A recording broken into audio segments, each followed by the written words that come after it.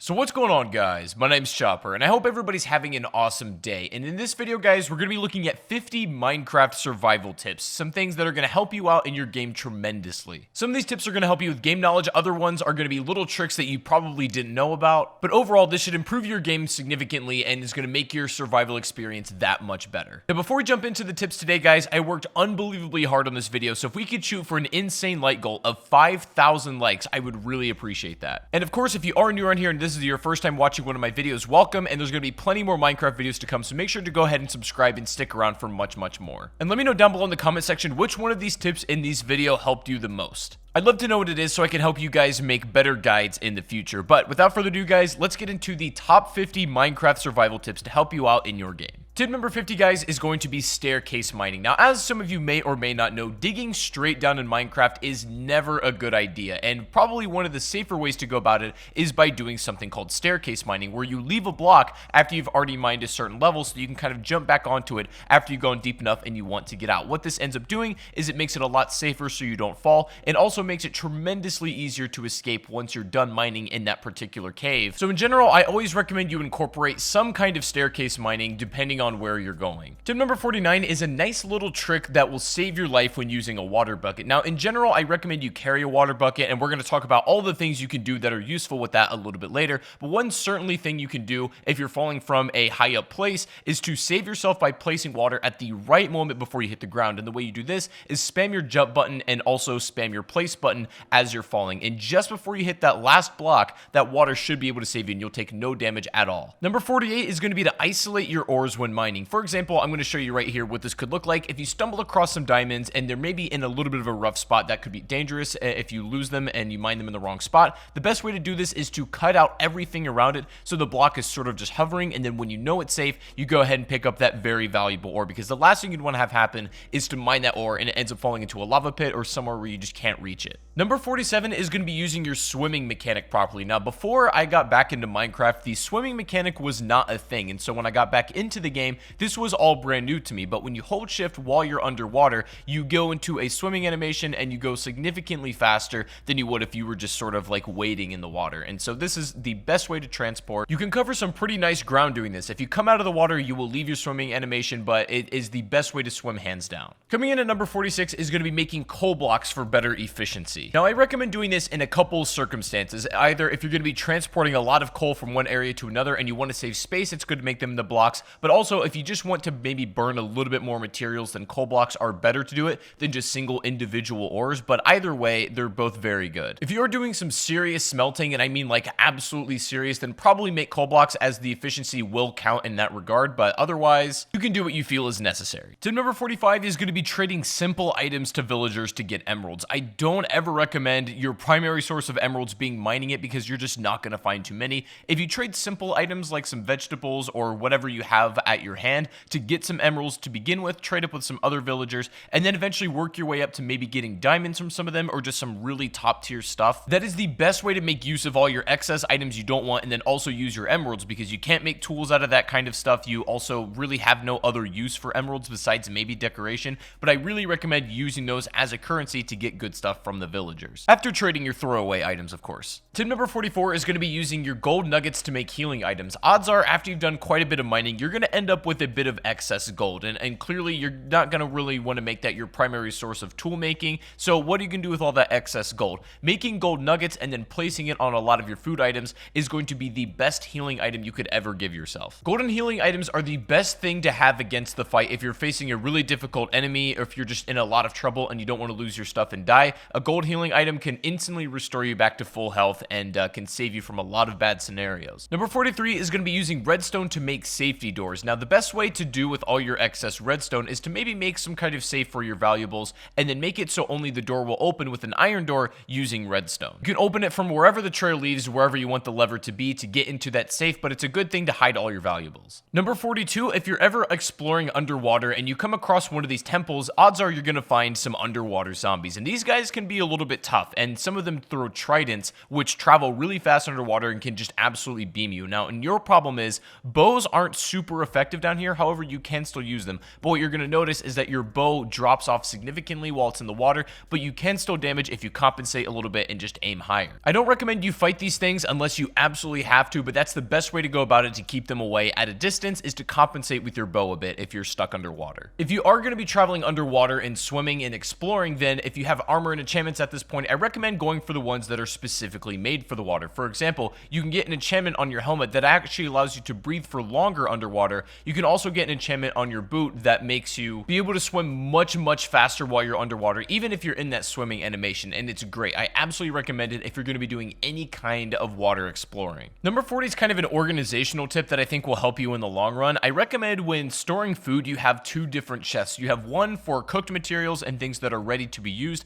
and then you have another chest for raw materials, just so when you kind of mix things up together, it gets a little bit disorganized. And if you do it right, making food, keeping the production up, and then also organizing your raw and then cooked resources makes your life way easier. Speaking of food, tip number 39 is going to be opening up multiple food sources for yourself. Now, it might take you a little bit to get to this point in the game, but eventually you'll have enough of a farm where you'll have a bunch of vegetables going at once. You can even have an animal farm for some just like extra sustenance. If you're able to set up multiple farms and you do them right, you'll never ever have to leave your house for food, and it's just almost an infinite generating source. Combine that with the fact that when you organize your food properly, then you'll never ever have to worry about food again, and you can focus your time on other stuff. I recommend setting up as many vegetables as possible, as well as having like both a pig and cow farm at the same time. Tip number 38 is going to be taming yourself a wolf and having it as a companion. Now, you can do this with multiple animals that will actually be your companion if you do it right. Like, for example, you can tame a llama if you so wish, and you can tame multiple animals as well, but definitely one of the essentials is to tame a wolf, have it as your companion, because it'll do so many great things for you. It'll follow you wherever you go. It'll fight for you if you start attacking something, and can be like a second hand in saving your life. Keep in mind, you cannot bring them to the Nether, unfortunately, so they're going to have to stay in this part of the realm, but you can leave them in your house if you like as well. And as a side note, I just think they're honestly pretty cool to keep around. Number 37 is remembering that you can use excess wood as fuel if you so need to. Now, I don't recommend this for most players because odds are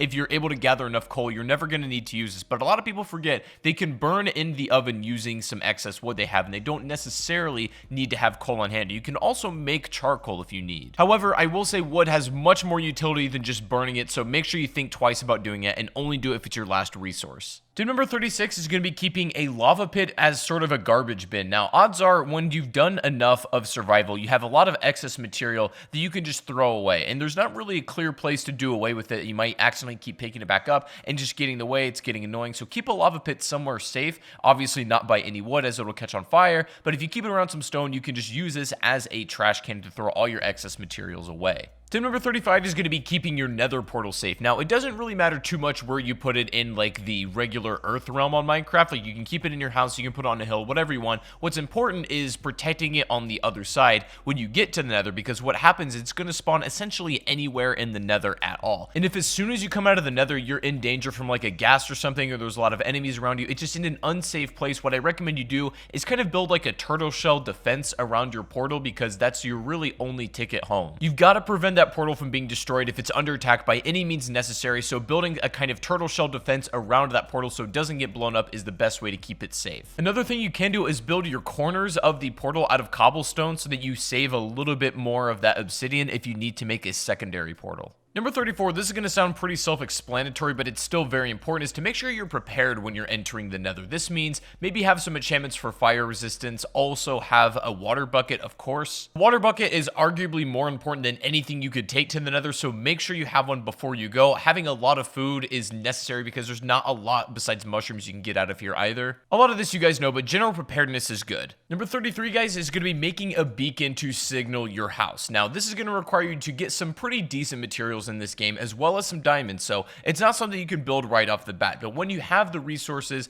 in order to be able to build the beacon, it's so unbelievably good to have because it'll mark a spot that'll shine a bright beam right into the sky, pointing out where you need to be. The beacon is so important to not get lost if you're struggling with that. Tip number 32 is iron is one of the most valuable things in the game, even though it's very easy to find. It is the best multi-purpose ore you can ever have, so what I recommend you do with all of your iron is make all of your like everyday tools, your swords that you're going to burn through, your pickaxes, your armor, whatnot. If you have diamond stuff, that should be for only when and if you need it. But you should have loads of iron tools in circulation, and if one breaks, it doesn't matter because the resource is very easy to find. It's a very strong material on everything it's used on, and I recommend in general just stocking up on it to have at your leisure. Number 31 is going to be making yourself some potions. This is likely going to be after you visited the Nether at least once and gathered some materials, but potions are so useful to have at hand, and they range for anything from having a potion of night vision ability, some that heal you, some that make you invisible, you name it. There's an unbelievable amount of potions in this game, and I recommend that if you really want to start taking this game to the next level and using some cool abilities,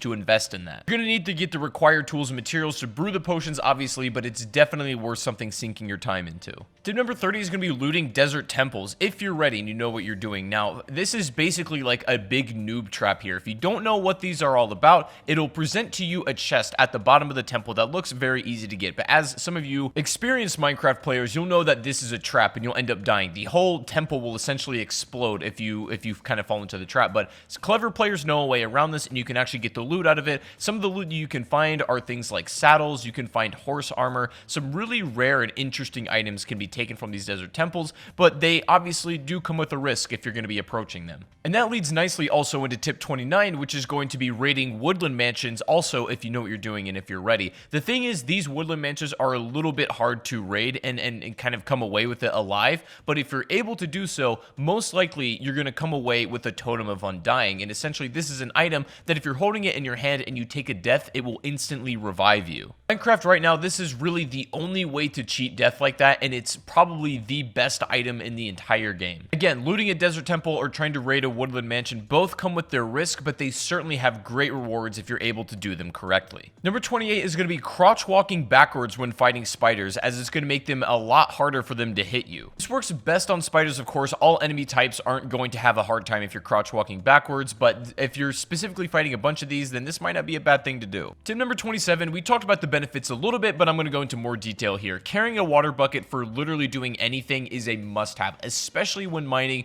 Even when fighting in combat is a good idea as well. If you're getting swarmed by mobs, literally just throwing water down will make it a lot harder for them to reach you and can basically be your escape. Setting a water bucket fall all the way down, maybe like a mine shaft or some kind of cave, and you can just swim right back up instead of having to climb up, is a great idea as well. Always carry a water bucket, guys. Always. Tip 26, if you're trying to clear out a maybe big section of a cave and you don't want to manually mine it, if you pack it with TNT exploded, you're going to make so much ground and create a lot of excess resources that if that's what you're needing, then this is probably the best way to do it. TNT is pretty easy to make. You just need some gunpowder from creepers and things like that. It can be really helpful for mass clearing out a cave. It opens it up for you to do some actual like real mining inside of there and gives you just much more room in general. Tip 25 is saving the bottom trunk of the tree for last. What you can do with this, it's like a little quality of life thing. You save that one for the final break, so you can stand on top of it and break the rest of the tree so that it despawns, and then you get all of the wood, even if it's a little bit high up and out of your range. So you can break that one for the final, and then you end up with exactly the amount of wood that you should get from that tree, but it just saves you a bit of time. Tip 24 is making a shield to use against the pesky skeletons. A lot of new players struggle playing against skeletons just because they can hit you from a range, and it's a little bit hard to take these guys down, especially when there's a lot. But when you have a shield, you're able to hold this thing out in front of you as protection. You can hold it in your other hand if you like and have the sword in the other hand that's not being used, and you can take these things down with ease. Now, the shield is just a good tool to have in general. I think one of the most useful pieces of equipment you can make for yourself, but it's especially good against skeletons and pretty much all of the other mob enemy types. In my opinion, a shield is just as crucial as having, like, say, a sword or, say, having a pickaxe. They don't take too much to put together. They last quite a long time as well, so they're all around amazing. Tip 23 is going to be sprint jumping. Now, this is a pretty easy one to get a hold of. This is just jumping while you're holding your sprint key. It's the easiest way and fastest way to get around as well. Faster than sprinting. It does take up a lot of your hunger, but it is by far the most efficient way to get around. Now, if you have it as a setting, I recommend you turn it off because it's just easier to manually control aside from it making you auto jump, but it's the best way to get around and there's nothing really to it. Number 22 is to go ahead and make an anvil. Now, these are great for repairing all of your tools that maybe are low in durability and are close to breaking. All you need is the tool itself, maybe a resource, and then some XP in order to create this. Highly recommend you use this to maintain your valuable tools. This means like a diamond sword, a diamond pickaxe, and even armor. Anything you don't want breaking, an anvil will make sure that happens. Tip number 21 is it's going to be best to fish while it's raining. This will give you the best odds at getting a lot of fish. It's also really really good to do this when we talked about opening multiple food sources. Maybe while you have other food cooking, go ahead and start fishing to just gather some more raw materials. It's also a chance that while you're fishing, you can grab things like armor. You might accidentally yoink a pair of leather boots right out of the water, and that happens sometimes, but more often than not, you're going to get some fish that's just going to be extra resources for you. It's best to do it while it's raining once again, so I recommend you take full advantage of the river and sea while that's actually happening. Tip number 20, bringing some seeds and even bone meal into caves is always a good idea, especially if you're going to be doing some extended mining. What I mean by that is like not leaving for a very long period of time to a point where you may run out of food. If you have bone meal, you have some seeds, maybe some mushrooms, you can actually grow some food down in the caves where you have some dirt. And sometimes that may be enough that what it is to keep you alive. Now, I don't think you're going to be using this all of the time, but it's one of those things that, in my opinion, is better to have it and not need it than to need it and not have it. You should ideally go into a cave with enough food, but if that's not the case, then do this. Number 19, a neat little trick with torches you can do. If you're underwater, you're drowning, and you don't have air anytime soon, you can take torches, go up against a wall, and start spamming them. And what this is going to do is create a small air pocket for a short period of time until the torch breaks, allowing you to get some of those bubbles back, maybe giving you back to full air, or at least making a way where you can hit the surface again. Back in the day, one torch used to restore you to full air instantly, but they've kind of nerfed it since then. But if you still spam your torches, you can get almost the same effect, and it should save your life if you need it. Number 18, guys, don't even bother making gold tools whatsoever, especially swords, especially equipment that you're going to be using quite a bit, even in combat. Even though gold is a rare material, it's kind of a cool resource to find, and it's exciting. Gold does not make for good utility. The hit power on gold swords is pretty weak. The durability on every single tool with it is very, very low as well. You're better off making iron for your, your general day-to-day stuff, but use gold for other things like healing items, not tools. Number 17, guys, is going to be placing torches on the ground to help prevent mob spawns better. Now, when you're lighting up a cave, the way mobs spawn is just basically from the darkness. And so if you're able to light up the cave enough, that will prevent any mobs from spawning. However, the best way to do this, the most efficient way, is to have them on the ground where it carries the most light. You definitely can put them on the walls, and especially in really dark corners, do what you got to do, but having them on the ground, lighting up a really nice pathway is the best way to keep your cave safe. Speaking of mobs, number 16 is mobs cannot spawn on half slabs. This is just some useful information to know. They can essentially spawn anywhere except this, so use that information how you like. If you want to kind of maybe line something with safety on half slabs to prevent mobs from spawning, go ahead and do that, and I recommend it. Not something that's super practical, but it's definitely good information just to keep in the back of your mind if you ever need it. Tip number 15, when getting familiar with the different enchantments, there's one in particular you might like, which is called Silk Touch, and this allows you to mine an exact block without breaking it. So for example, you could take a Silk Touch pickaxe and then mine a piece of glass without breaking it down, because otherwise if you just use a regular tool, the glass would shatter. But you can use Silk Touch to actually mine the block itself, and this goes for anything in the game using that Silk Touch enchantment.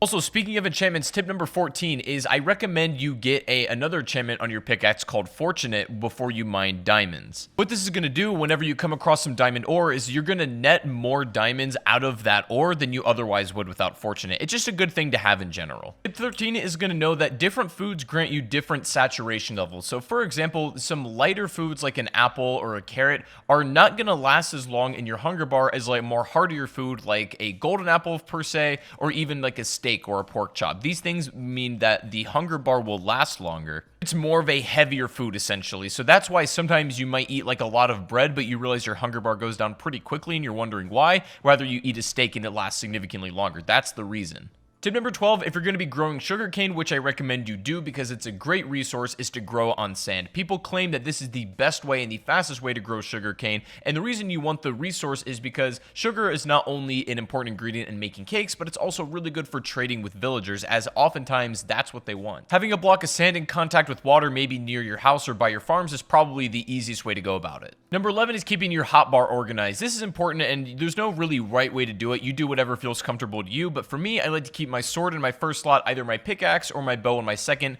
and then my shield in my third, torch in my fourth, water bucket in my fifth, and then my food in my sixth, and just whatever miscellaneous stuff you might have. But you can organize it however you like and whatever you're comfortable with, but make sure that you can get to anything you need in a moment's notice. Number 10, if you're struggling with Enderman, a really good thing to do is just put that water bucket in front of you. Endermen normally calm down if they're submerged in water, but if one is just being pesky and you're having trouble fighting them off, instead of getting close enough to use your sword and then you kind of put yourself in danger, just simply putting a water bucket down over and over again will cause them to go away and then take damage over time. They really don't like water, so if you surround yourself with water, you make it a lot harder for them to get actually up to you. Probably the best defense you can have against these guys, if I'm being honest. Number 9 is timing your swings when sword fighting, because that is absolutely crucial for doing the most amount of damage. Now, if you just spam your sword, you can still hit people, but the hits are going to be a lot weaker than they otherwise would if you let your swipe kind of recharge. What you want to do to deal maximum damage is let your swing reset, and the moment it resets, you swing again. So you can get the most amount of hard hits in, but with also the least amount of time in between those hard hits. Tip number 8, you can set up a spawn trap in the nether with really any sort of enemy type in the castle by blocking it off with stone and then just fighting them from there, keeping them behind, keeping a spawn portal on the other side. You'll have infinite enemies and you can kill them at your leisure without really being in any danger. Infinite XP, and it's an amazing way if you just want to upgrade armor, make potions, that kind of thing. I really recommend you set up at least one of these. Number 7, upon defeating a raid, you'll be granted with the effect called Hero of the Village, and what this allows you to do is reduce the cost of the first trade with any villager by 30%, and it's something that's really going to be extremely useful. If you're trading something valuable, maybe in order to get diamonds, it's great for that. If you beat a raid, take advantage of this effect as much as you possibly can. Tip number 6 is keeping your ender eyes or anything extremely valuable in an ender chest. You can hide it somewhere in the world where it's basically no chance of being destroyed. Put the other side in maybe like your safe house, and the thing is, between these two chests there's a connection, so you can pull any items that are in that ender chest from either side, and this is the best way to keep ender eyes just in case one chest gets destroyed. You don't lose all of that progress. You won't have these right off the bat, but definitely invest in some ender chests when you can. Tip number 5, make sure you use your crouch walk when you're crawling through tight spaces, or if maybe you're high up on an elevation with a chasm underneath you. When you're crouch walking, you have zero chance when you're holding that crouch to fall off that side. Even if you kind of back up into it, you let go of that crouch, if you're still in that position, you won't fall. If you move any more farther than that while without crouching, then you will fall down that chasm, but this is the best way to be safe and really not fall off any places that you shouldn't. Number 4, if you're going to be traveling by boat, make sure when you leave it, you go ahead and hit it a couple times to break it and take it with you. I see a lot of people just leaving their boat where it is and then maybe kind of forgetting about it, but if you break it and then you pick it back up, you can place it anywhere you like as well. Tip number 3, putting 2 chests back to back. You can make a double chest, and they're unbelievably useful this way. You have so much room in them, pretty much in excess of more than you'll ever need. You can have an entire storage area if you want of just complete double chests. They're really easy to pull from, and they look stylish as well, so there's no reason to not have it. Tip number 2, if you do end up defeating the Ender Dragon and you get the dragon egg, then hold on to it and keep it somewhere safe, because there's literally only one per game, and they're so rare you can't even spawn them in creative mode if you would like to. The dragon egg, if you manage to get it, is the most rare item in the game, so hold it tight and keep it somewhere where you're not going to lose it. Now finally guys, coming in today at the number 1 spot, if you've made it this far in the video, then let me know in the comment section just by leaving a smiley face. I'd really appreciate that. Thank you so much for watching if you made it to the end, but the number 1 survival tip I can give you guys that it's really going to help you out practically is to make yourself a compass and a map. These, I think, are by far the most important tools you can do for yourself, especially if you're new to Minecraft, you're a little bit of a beginner, and you just want some extra tips for surviving in this game. What a map is going to do